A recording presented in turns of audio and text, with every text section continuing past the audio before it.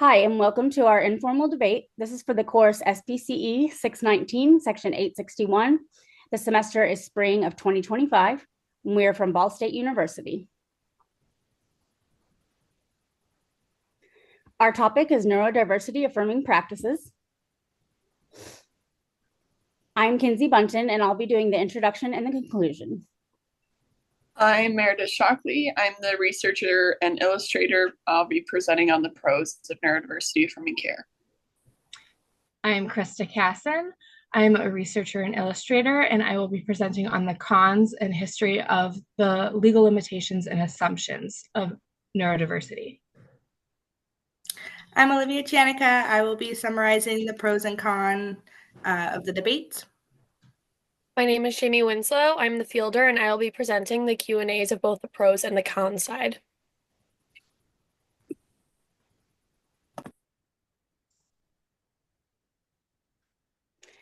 To introduce you to the topic, I'm going to go over a few definitions. Neurodiversity, it is a term that is used to describe the natural diversity of human brains. Neurodivergent, a term to describe an individual whose brain or functioning is different from what society considers the norm or what is expected. It is an umbrella term, and over here in the visual on the left, you can see all the different brain differences that neurodiversity covers. Neurotypical is a term used to describe an individual whose brain or functioning meets the dominant societal norms or expectations. And neuroaffirming is that you embrace and validate differences, recognizing people as individuals with different needs and embrace their strengths and their passions. Here are some characteristics and core principles of neurodiversity affirming practice. We have embrace differences, of course, examine your own personal biases, and raising awareness, taking a strengths-based approach, respecting autonomy, presuming competence, reframing expectations, nurturing a positive self-identity, and honoring all forms of communication.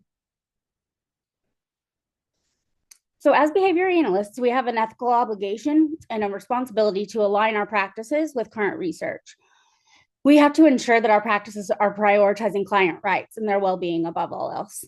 Adopting a neurodiversity affirming approach when selecting outcome measures seems important, relevant to our ethics code. Certain components of affirming practices are reflective of our duty and our obligation to do what's in the best interest of the individuals and the families that we serve. Components of affirming practices are reflective of our duty, and it embodies what it means to treat others with compassion, dignity, and respect. Historically, the field of ABA has been informed by the medical model of disability, which emphasizes compliance and conformity and often overlooks the value of lived experience of the individuals. It seems that shifting our practices towards a neurodiversity affirming approach would better align with the BACB Code of Ethics. Here are some relevant ethical codes that these, amongst others, will be touched on later in the debate. So the risk of prioritizing social acceptance over client well-being, sometimes that can lead to masking behaviors and possible mental health challenges. This will also be discussed later in the debate. And based on the evidence that will be provided, it seems that components of the neurodiversity affirming practice provides a framework to select more meaningful goals for our clients. There are limitations and challenges that must be addressed. Those will also be discussed later in the debate. Neurodivergent individuals do still encounter systemic discrimination, limited legal protections, and continued stigmatization. So it appears that for true equity and inclusion to exist, we also need to address these limitations and evaluate the complexities of navigating neurodiversity in different settings. The core principles are the four foundational principles that provide a framework for our ethics standards. And in the code, it specifies that all behavior analysts should aim to exemplify these principles and utilize them as a foundation for the interpretation and application of the code. They are benefit others, treat others with compassion, dignity, and respect, behave with integrity, and ensuring competence. Here's an overview of our debate. Next, we will have research and the relevant ethical codes and some visual works to support neurodiversity affirming practice. Then we will have a summary of the main points and the research from the affirmative side, and then relevant ethical codes, research, and visual works presenting the limitations and challenges. a summary of those main points. And after both sides have been presented, we will have a Q&A that will cover each side of the debate. And then we will close with the conclusion of our debate and our reference pages. Okay, I'm going to speak on the pro side of neurodiversity and specifically what is our ethical obligation to neurodiversity affirming care. So first I'm going to talk about this in reference to our responsibility as a professional, then our responsibility to the client, specifically the person with autism, and then finally our responsibility to stakeholders. So to begin with responsibility as a professional, some relevant ethical codes are maintaining competence, so staying up to date with literature, research, developing interventions, continuing education, and also the ethical code of cultural responsiveness and diversity.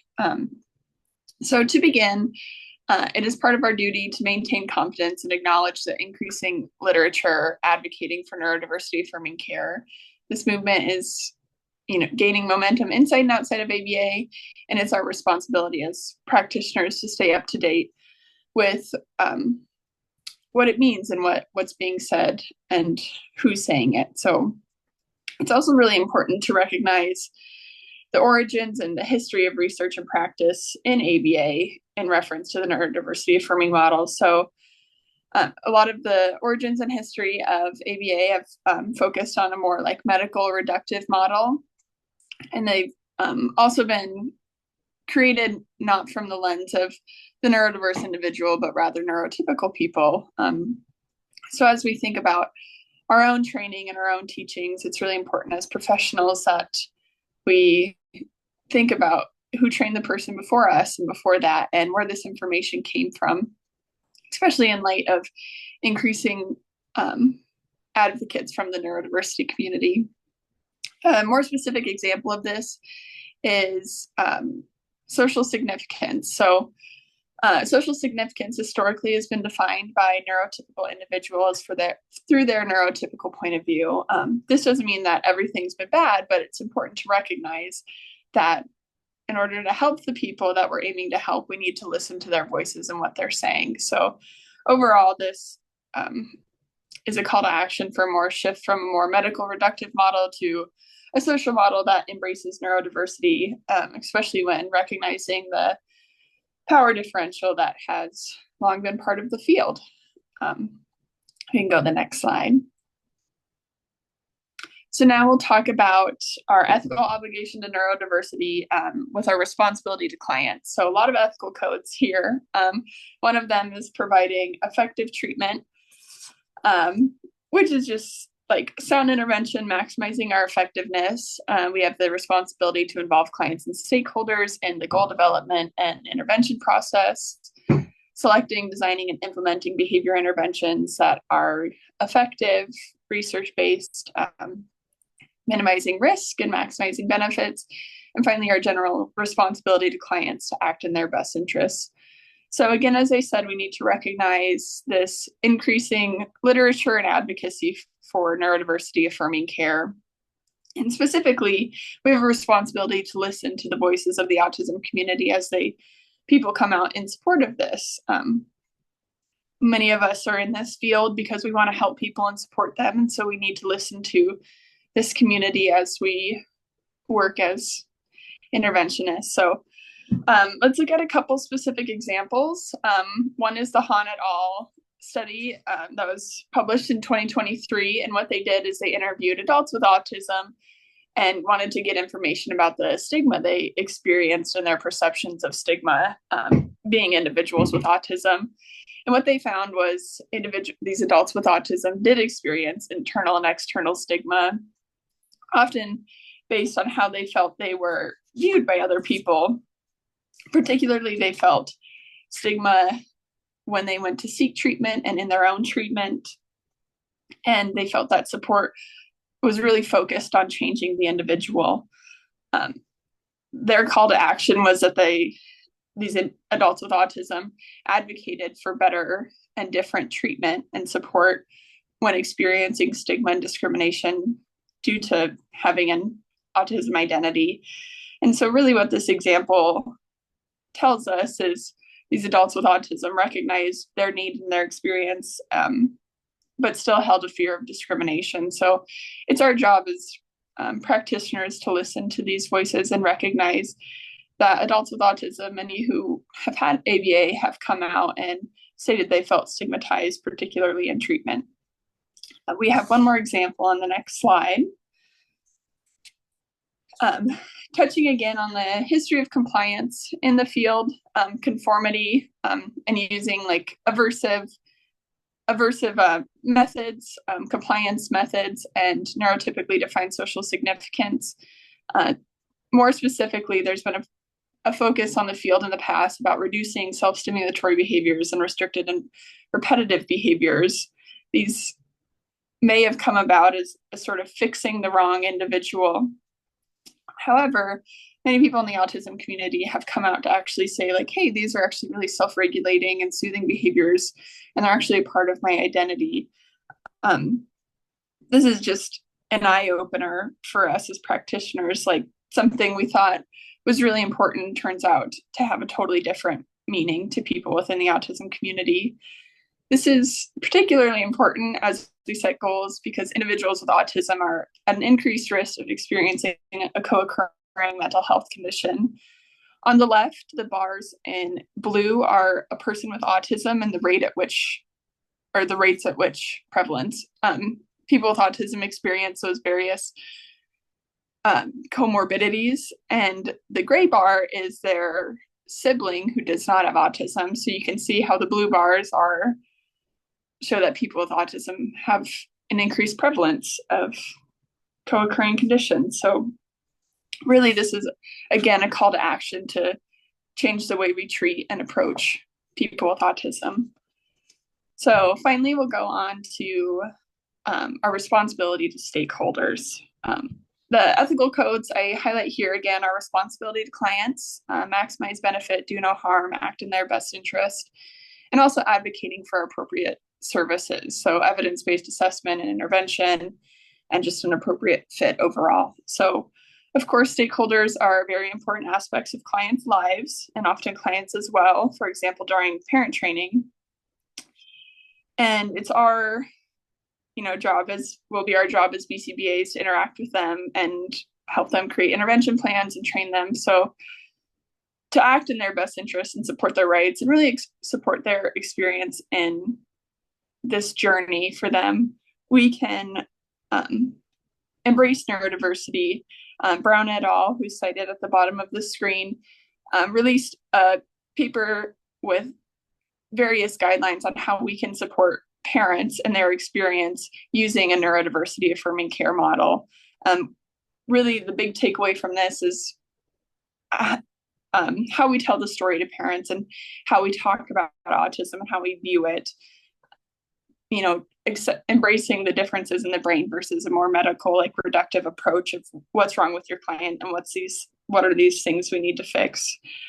This is really important too, as we remember as professionals that we have a lot of influence over these relationships and there's a power differential. So we need to really be cognizant of how we are responsible to them and how we present to them. So on the next slide, we just have a few limitations to touch on. I just want to acknowledge in my presentation overall, we talked about a more perspective shift on like an individual therapist level and a field-wide level of embracing this movement and listening to the voices of autism and changing the way we view intervention. So I did not talk about specific outcomes of assessment and intervention. I didn't talk about legal pressures or insurance battles. Didn't talk about what the field is doing well, and just recognizing that overall more research needs to be done to address the acceptability rates of interventions and goals within the ASC community. So definitely more research needs to be done and we need to listen to more people, but really the emphasis is that we do need to start listening. So thank you.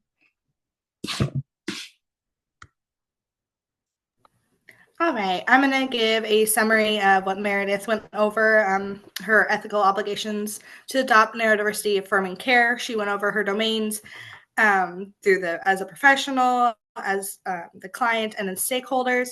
The first one, the professional responsibility, staying up to date on new and evolving research surrounding the neurodiversity affirming care. The movement itself, and we can apply it when it's appropriate for us. Just really staying on top of that, recognizing, biases in ourselves and peers and the field's history, practicing that cultural humility throughout our practice, and then also shifting from the medical model and embracing the social model, which includes the lenses of the neurodiverse people. Next is the responsibility in practice, just really providing that effective and individualized care for the neurodiverse community. She discussed the how in previous times we have viewed the RBs and the SSBs to be something that we need to change. But now the autism community has come out and recognized that, hey, this is self-soothing, self-regulating, and this has changed our focus on how we need to view some of these behaviors and what we really determine as something as socially right or wrong, what we need to work on. And then she also touched on the mental health impacts from previous intervention practices. So we have to look at how we can change our viewpoints and our interventions to better improve the neurodiverse's opportunity with learning. And next, we have the responsibility to clients, of course, acting in the client's best interest, supporting their rights. We're going to give them more power when planning our goals, defining their goals, just like we just discussed with the SSBs and RBs. The neurodiverse have expressed concerns that interventions often prioritize the normalization over well-being. So again, this is where we take an account of their voices and what they do.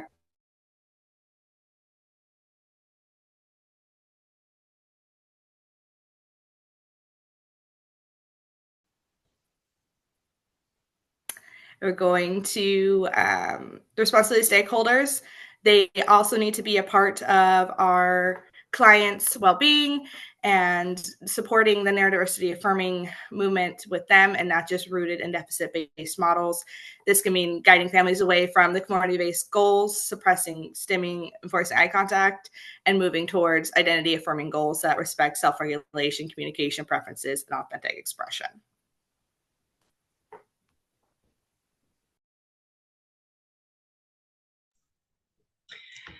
And I'm going to be presenting on the cons of the neurodivergent movement. I'm going to do this in two separate domains. The first one is going to be the limitations of the term neurodivergent, and the second will be the adverse aspects of the neurodivergent movement.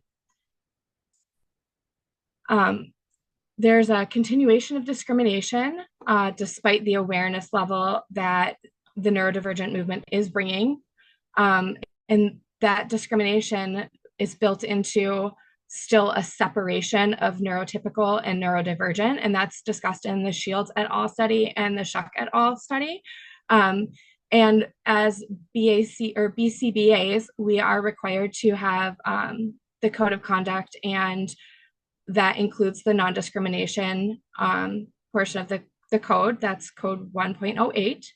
And there are legal gaps that using the term neurodivergent allows with our current laws and regulations, and one of those is the Americans with Disabilities Act, and that's discussed in the Shields et al. 2021 study. And we need to conform to the laws and regulations of the BAC that coincide with the BACB code of conduct. The legal limitations of the term neurodivergent creates a loophole in that ADA, the Americans with Disabilities Act, because that is not one of the terms used in that language. It includes those with disabilities, both mental and physical. And we really have to be cognizant of introducing terminology that can create a gap in legal protections. Next, we're going to talk about the setting limitations. So in school settings with the IEP process, there are diagnostic codes required that prevent some individuals from getting treatment because they don't meet the criteria while others do. And those are outside of diagnostic codes used outside of the school setting. So an individual may be diagnosed with autism in a private practice, but that doesn't necessarily transfer to the school setting. And we need to be collaborating with other providers, which is the BACB code 3.06, and honoring the referral process if a school refers outside for additional services, and that is code 3.13.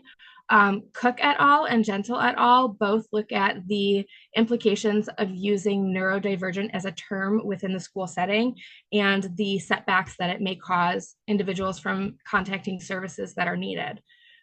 Employment and promotions, when an individual identifies as neurodivergent or divulges any sort of mental or physical health difference from a what is identified now as neurotypical person, it creates a separation in the promotion process and how other people are treating that individual in the work setting. And that's discussed by Doyle et al. In 2021 and Loop et al. In 2024. The ethical codes that apply to that are conforming with legal and professional requirements and the non-discrimination code of conduct again. In social and relational inclusivity, Maroney discusses the separation of individuals in social settings based on the information that they divulge to those around them. So the main focus in the setting limitations is, rather than identifying terminology as neurotypical or neurodivergent, we need to really focus on individualizing everyone. So you're not neurotypical, you're not neurodivergent, you are an individual and you deserve individual treatment based on your needs. And that brings us into the intervention focuses and the normative of society. So Cook et al. And Shuck et al. Both discuss how society expects us to all perform in a specific way and meet specific standards. And that is what most of our interventions are based on. And that's not allowing for individuals to identify what they need and what they desire their functioning level to be. And that's covered under the BACB code 2.01 of providing effective treatment. Ethical balance of social adaptations to create a fluid functioning level. The examples of those in Cook et al. And Shuck et al. Are the individual treatments everyone can contact to allow the least restrictions in their daily living skills and allow them to have independent living skills in the settings that they desire. And we need to maintain our competence of what that can be for each individual. We need to be culturally responsive to any family that may have differences. And we need to consider the medical needs of each person individually. So the stigma around the term neurodivergent can create assumptions of functioning level discussed in the Shields et al. Study. And we need to be culturally responsive as cited in the BACB code 1.07. And we need to not discriminate, which is code 1.08. This creates a perpetuation of segregation under two separate terms of neurotypical and neurodivergent. And the codes, again, are the cultural responsiveness and non-discrimination. Coworker relations can be influenced by using terminology such as neurodivergent, and that's discussed in the Loop et al. 2024 study. And we need to work on non-harassment in those settings. Medical provider treatment, the Han et al. Study goes into great detail about how individuals with autism or any other diagnosis are treated differently when going to seek medical attention. And that needs to be addressed so that the diagnostic codes aren't linked with assumptions from professionals also. and that falls under the non-discrimination 1.08 and consulting with other providers 3.06. Receiving services, and the stigma of receiving services is discussed in the Cook et al. Study and the Gentle et al. Study, where both look at the impacts of divulging that information on different settings across schools, employers, and social settings. And we really need to be working on consulting with other providers and collaborating to ensure that everyone is getting the service level that they need. So the legality of using the neurodivergent term in the medical model creates a lack of legal protection according to the ADA definitions, and it does not allow for differentiation in the school requirements for social or for service delivery, because we use those diagnostic codes and different testing to see what level of support is needed, and it does not individualize that treatment. It creates an umbrella, like everyone falls under that if they are different than what would be considered neurotypical. The ethical codes to consider there are 1.02, conforming with legal and professional requirements, 1.08, non-discrimination, and 3.06, consulting with professionals. The medical protections for the ADA is discussed with continuity of services in the Shield et al. Study. In that study, they talk about how service provision can be fluid between providers, and the diagnostic codes are required to create that fluidity and understand that they're getting the service that they need. And the ethical codes to consider there are 2.01, conforming with legal and professional requirements, excuse me, 1.08, non-discrimination, 2.19, addressing conditions interfering with service delivery, 3.14, facilitating continuity of services, and 6.01, conforming with laws and regulations. Our ethical concerns here, I'm sorry, I have to move something. Our new laws and regulations have been implemented against diversity affirming practices, and this was sent out in the BACB March newsletter of 2025. The requirements that support neurodiversity affirming practices jeopardize the recognition of BACB credentialing. So they did a study and evaluated the different legal implications of using the term neurodivergent and the supporting facts around it. And they're starting to put laws and regulations in place in different states that prevent that terminology from becoming a blanketed statement.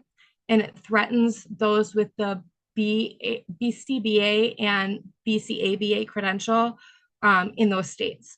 So they're doing a supportive replacement of diversity affirming practices, and they've selected assent-focused materials to promote individualistic treatment and cultural awareness on an individual level rather than using a blanketed statement.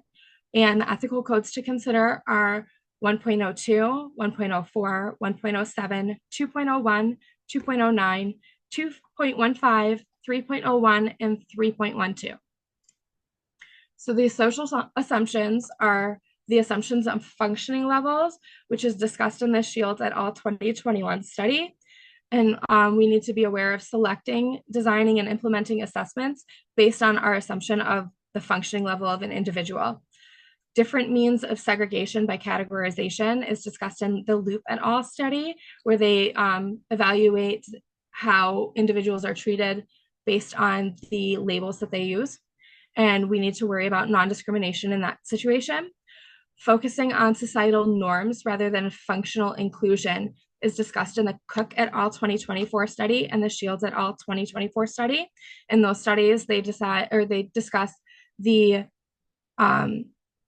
process of bringing someone who is not as high functioning up to a high functioning level, and how our focus needs to be more on how do we provide them with enough sports to live independently in the least restrictive environments. And that's our responsibility to clients in 3.01. provides a different form of social rejection. So again, it's creating a segregation on a different level. So instead of being segregated by your diagnosis, you're being segregated by a blanketed statement. And that's our non-discrimination.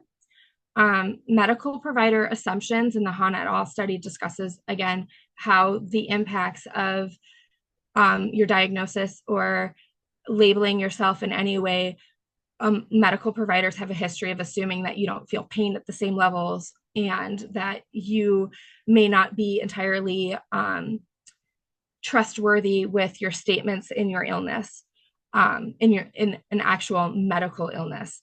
And we need to consider medical needs, 2.12, our responsibility to advocate for clients, 3.01, considering or consulting with other providers and advocating for appropriate services. In school inclusion, in the Cook et al. Study, we need to worry about the responsibility to clients and their individual needs, consulting with other providers to ensure that we're giving enough support for meeting those needs, and advocating for appropriate services. The non-discrimination laws of the ADA are clearly defining using specific terminology, and we need to worry about creating legal loopholes that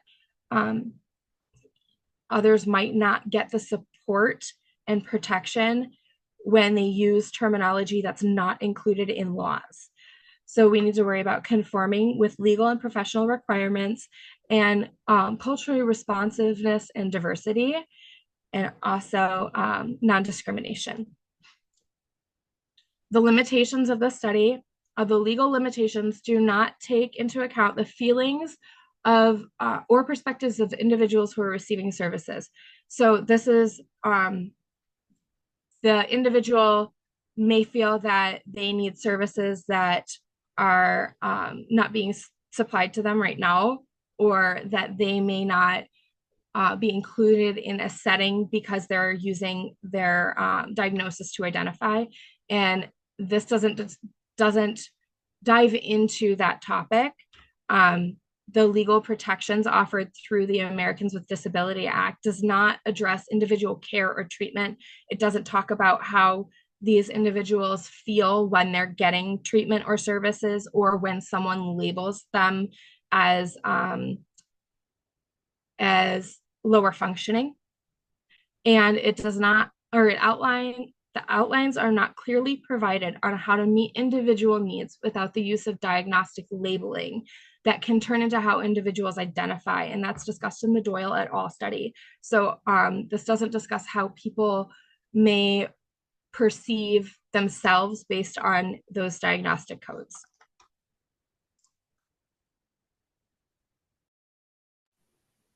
All right, and I will be giving a summary of what Krista touched on about the limitations and challenges of the neurodivergent movement.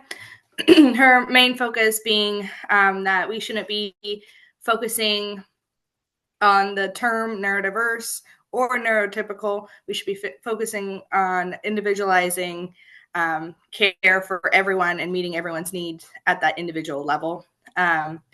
Discrimination and legal gaps. There's increased awareness of the neurodivergent individuals, but they continue to face discrimination in schools, workplaces, and society. And the limited legal protections fail to fully address systematic discrimination and support, and they do not support neurodivergent individuals adequately. This focuses on like the functioning level of an individual.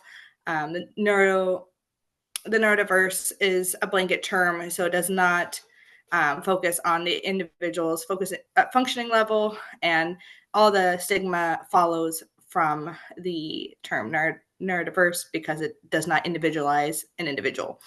Stigmas and barriers in different settings, the school, workplaces, they do promote inclusivity with that neurodiverse term, but it's not anything that is followed underneath the surface.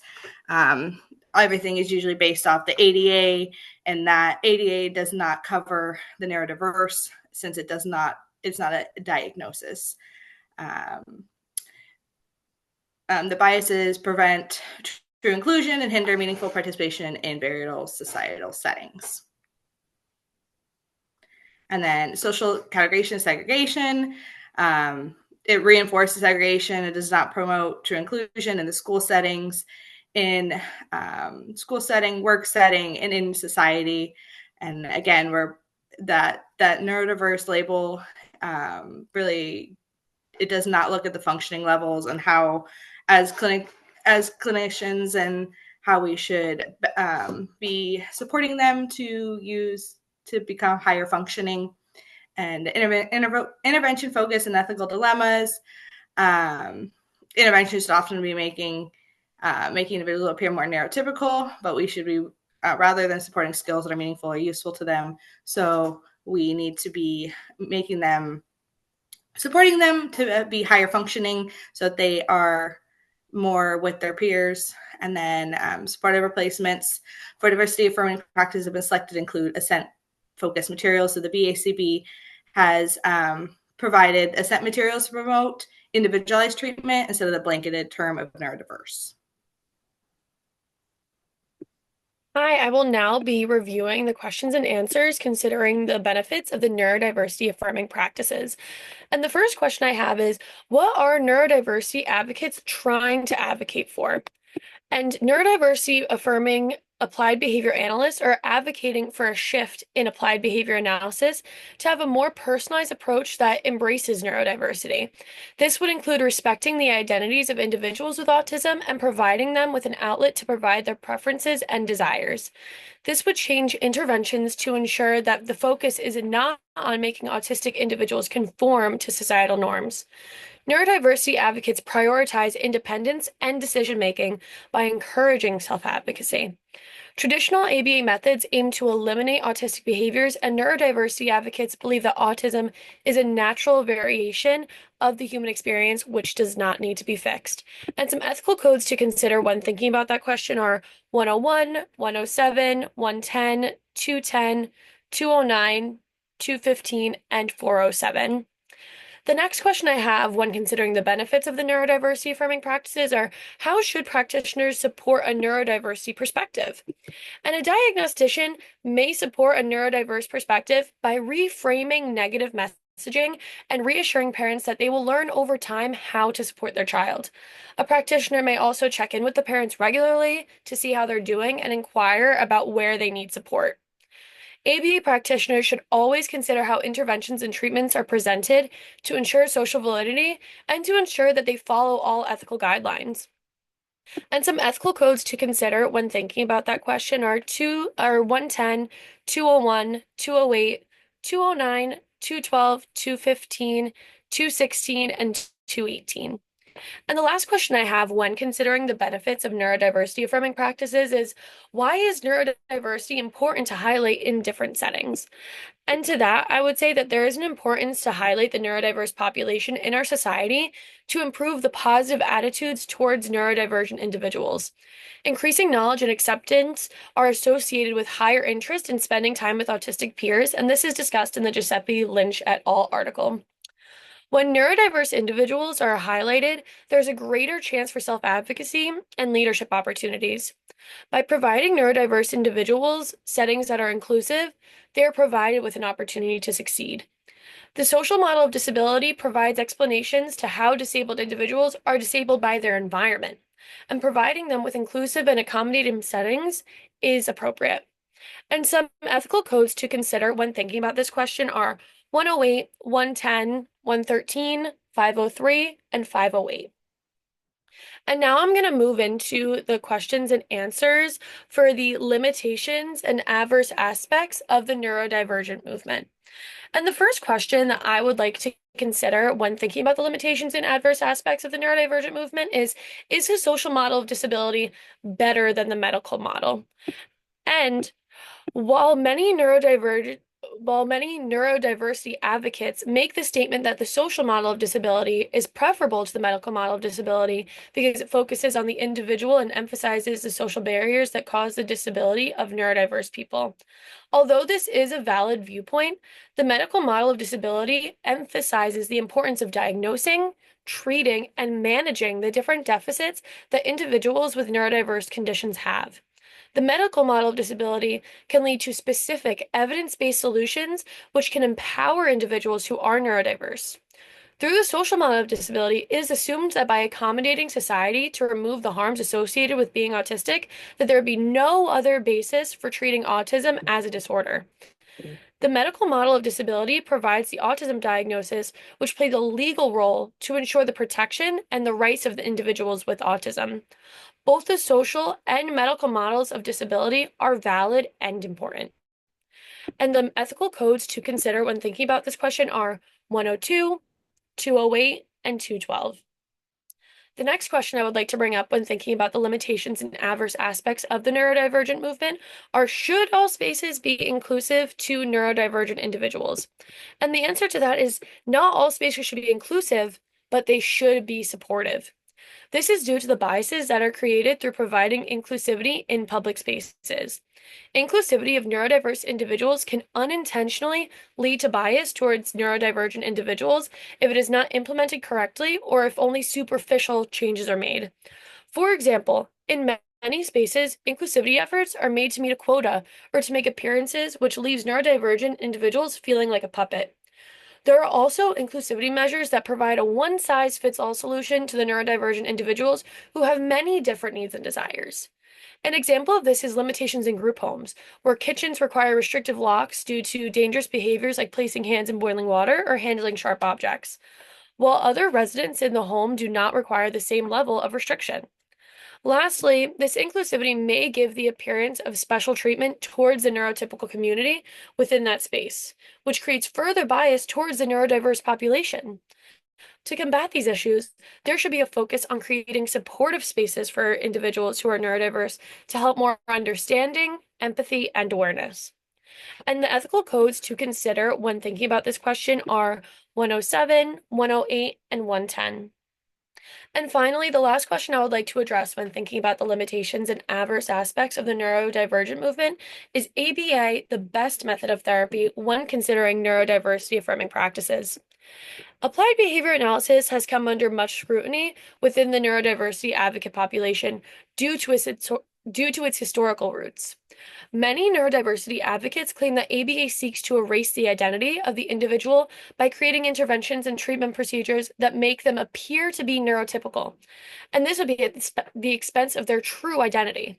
By using their behaviors to create a treatment procedure and interventions, the ABA practices diminish and minimize individuals to their behaviors without considering their emotions or other human experiences. Other limitations and challenges with ABA in terms of its use of neurodiversity affirming practices is that it's rooted in the medical model of disability, and it places an emphasis on compliance, and it lacks autonomy and consent. ABA practitioners have called to reconsider the goals and interventions to align with client values and strengths rather than conforming them to neurotypical norms. There is no best method of therapy for neurodiverse individuals, and personal preference must be considered when choosing interventions and practices.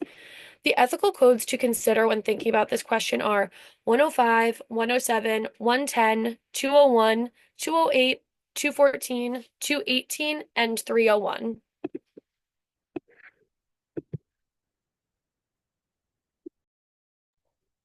So the conclusion of our debate is that incorporating some components of the neurodiversity affirming practices into our selection of goals and outcome measures is an ethical obligation. It seems like it's a necessary component of upholding rights, promoting authenticity, and prioritizing the well-being of the individuals we serve. Also, adopting this framework allows practitioners to challenge the ableist practices, which are outdated, according to the research.